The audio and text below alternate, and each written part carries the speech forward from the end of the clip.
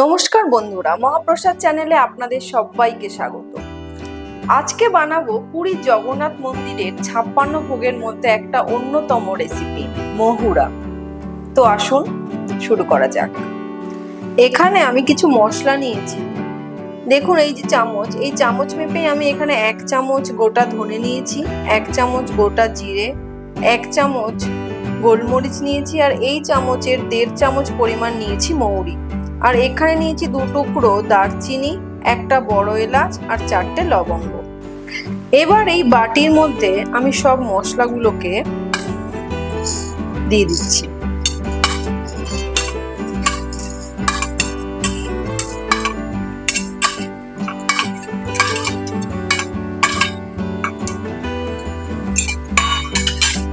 এবার একটু জল দিয়ে দিচ্ছি।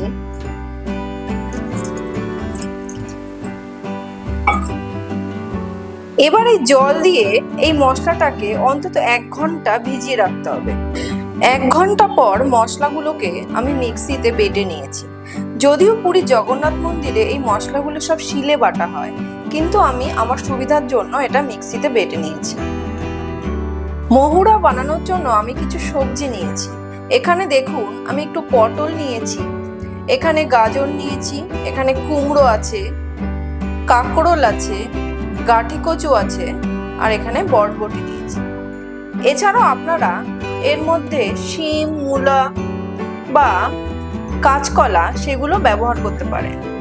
কিন্তু জগন্নাথ মন্দিরে কিন্তু কোনোভাবেই আলু, ফুলকপি, টমেটো, কাঁচা লঙ্কা এগুলো ব্যবহার করা হয় না, তাই এগুলোকে অ্যাভয়েড করবেন। এখানে আমি 1/2 কাপ মতো ছোলা নিয়েছি। এই ছোলাগুলোকে 3-4 ঘন্টা জলে ভিজিয়ে রেখেছিলাম, তারপর এগুলোকে ধুয়ে জল ঝরিয়ে নিয়েছি। আজ আমি এই মাটির হাঁড়িতে মহুরা রান্না করব, কেননা জগন্নাথ মন্দিরে এইরকম মাটির পাত্রেই ভোগ রান্না করা হয়। এই মাটির হাঁড়িটাকে আমি খুব ভালো করে জলে ধুয়ে নিয়েছি, তারপর এর মধ্যে আমি বেশ কিছুটা জল দিয়ে দিচ্ছি।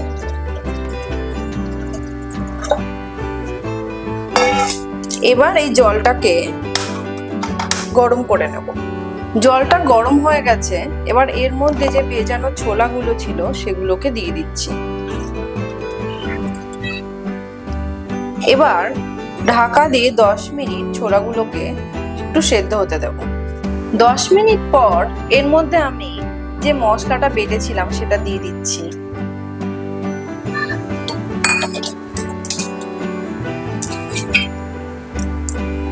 এক চামচ এখানে আদা বাটা দিলাম।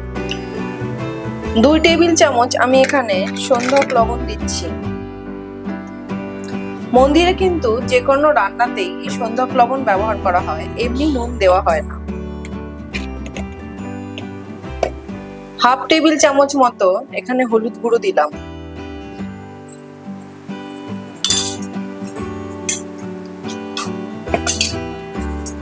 এবার এর মধ্যে সব সবজিগুলো এক এক করে দিয়ে দিচ্ছি।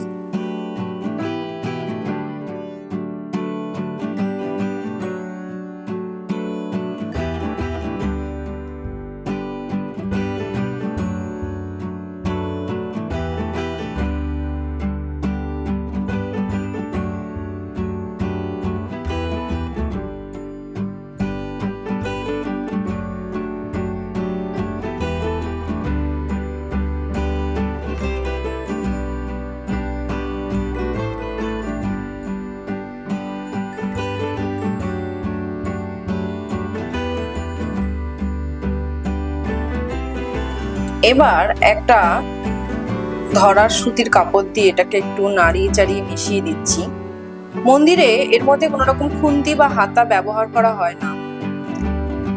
যদিও মন্দিরে সব সবজি একসঙ্গে দিয়ে একটা হাঁড়ির উপরে একটা হাঁড়ি বসিয়ে রেখে চলে আসা হয়, মনে করা হয় স্বয়ং মা লক্ষ্মী প্রভু জগন্নাথের জন্য ভোগ রান্না করে দেন, কিন্তু বাড়িতে তো আর সেটা হয় না, তাই নিজেদেরকেই করতে হয়। সেই জন্য আমি শুধুমাত্র চেষ্টা করছি জগন্নাথ মন্দিরের মতো মাটির হাঁড়িতে ভোগ রান্না করার। এবার এই সবজিগুলোকে মিডিয়াম ফ্লেমে কিছুক্ষণ ফুটিয়ে নেব। 10 মিনিট একটু ফুটিয়ে নেওয়ার পর এর মধ্যে আমি একটুখানি আখের গুড় দিয়ে দিচ্ছি, 1 চামচ মতো। একটু নারকেল কোড়া দিয়ে দিলাম।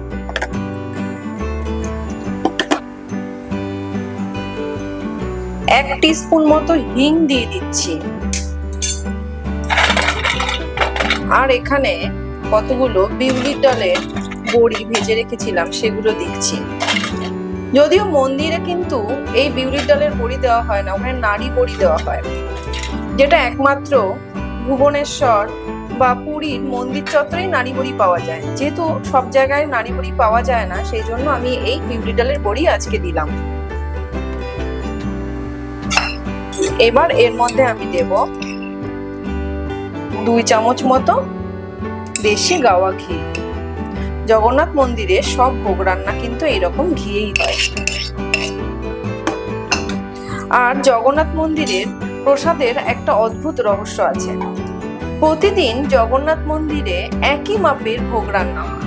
সে রথের দিন বলুন আর অন্য যে কোনো দিন বলুন, সে ভক্ত কম আসুক আর বেশি আসুক, ভোগ কিন্তু একই মাপের রান্না হয়।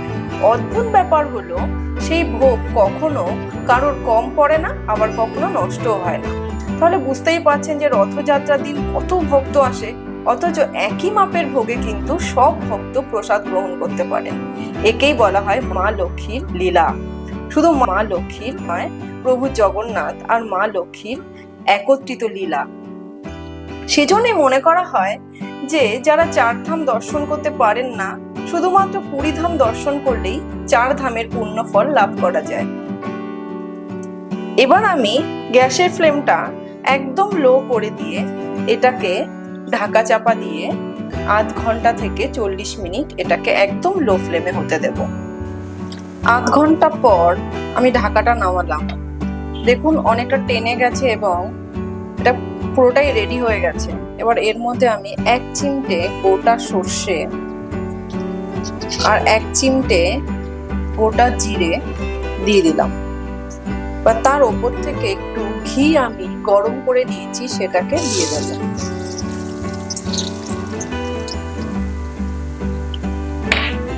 এবার ঢাকা দিয়ে দিলাম, দিয়ে 1 মিনিট এটাকে জাস্ট রান্না করব, তারপর এটাকে বন্ধ করে দেবো। 1 মিনিট হয়ে গেছে, এবার আমি গ্যাসের ফ্লেমটা বন্ধ করে দিচ্ছি। দেখুন কতটা সুন্দর হয়েছে। এবার এটাকে নামিয়ে আমি প্রভু জগন্নাথের জন্য পরিবেশন করব। এবার এই মাটির পাত্রে আমি এই ভোগটা প্রভু জগন্নাথ, বলরাম এবং সুভদ্রা মাতার জন্য সাজিয়ে নেব। যদিও আমি চেষ্টাই করেছি প্রভু জগন্নাথ মন্দিরের অর্থাৎ পুরী জগন্নাথ মন্দিরের যে মহুরা হয় তার টেস্ট সম্পূর্ণ আলাদা হয়। সেটা আপনারা যারা খেয়েছেন তারা অনেকেই জানেন যে কতটা সুন্দর হয়, তার সঙ্গে কখনোই তুলনা করা চলে না। আমি শুধুমাত্র চেষ্টা করেছি। এবার এর ওপর থেকে আমি একটু নারকেল কোড়া ছড়িয়ে দিচ্ছি।